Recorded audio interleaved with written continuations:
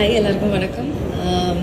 இன்னைக்கு இங்கே நம்ம கரா படத்தோட ப்ரீ ரிலீஸ் ஈவெண்ட் தான் நடக்க போகிறேன் அண்ட் ட்ரெய்லர் லான்ச் அண்ட் நம்ம படம் April 30th ரிலீஸ் ஆகும். Go to theatres and watch the movie. Thank you.